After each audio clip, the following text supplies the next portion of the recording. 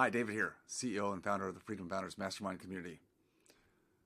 It's not too often, but often enough, where I have calls with people who are interested in seeing what Freedom Founders can offer for them and knowing the reputation that we have and the due diligence that we do on our investments and how we run things without taking fees, commissions, or kickbacks so that we don't have a bias towards what people invest in. I think those are all very, very solid parameters. But then the question becomes, well, David, how much time is this going to take me to be a part of this group and figure out how I can make the investments that are going to set me free? How much time is it going to take me? And I don't hold back. I tell them, look, this is a reinvestment period for you. You started back when you were younger, going to college and then to professional school, probably did some kind of residency, GPR, specialization, and then the ongoing CE that you continue to take to upgrade your skills, your basic skills. That's investment number one. That's a big investment, but I think we all do it. We realize education and then getting to a career path, a profession, a business. That's what most of us want to do. We're entrepreneurial. So investment number one. Investment number two is actually acquiring, building the actual business or practice that we want to have, because again, we want some controls, right? We want, again, that opportunity to drive our own car, so to speak, in the business world. Now, we all know it comes with a lot of risk and liabilities and headaches, but I don't think any of us would have it any other way. And there's a big investment in that aspect because we don't come out of school typically as being good business owners. There's a whole other world of business, and you all understand what that means. And you take the courses, you learn the management from the ground up, you have the consultants and people come in, and it's always learning and upping the caliber and capacity of our ability to lead and be good owners. So that's really investment number two. So what's investment number three, or what I call reinvestment number three? For those who are looking for it, it's actually learning how to take the hard-earned money, equity that you save outside of your business, your primary engine, and learning how to make those assets, that equity, that net worth, that money work for you, and not just have it put in places that some financial advisor or money manager or 401k administrator puts it for you.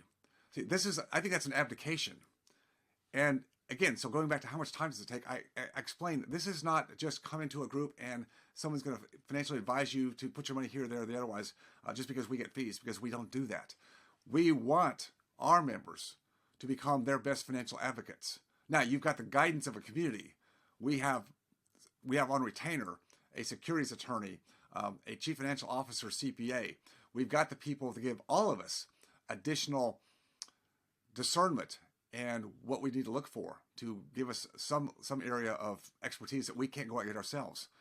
But your job is to start gaining understanding about how your money works, something about the economic cycles.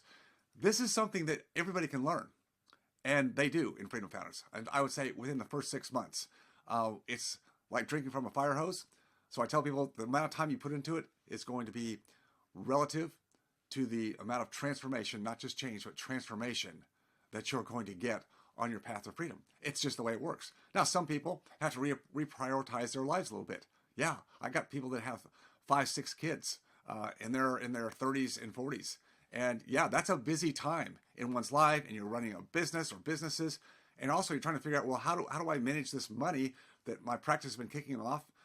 And I'm afraid if I don't do something with it, then I'm being left behind. But you don't want to do dumb things with it. So figuring out what your priorities are is something that everybody has to do, because we all have the same amount of time during a day and a week.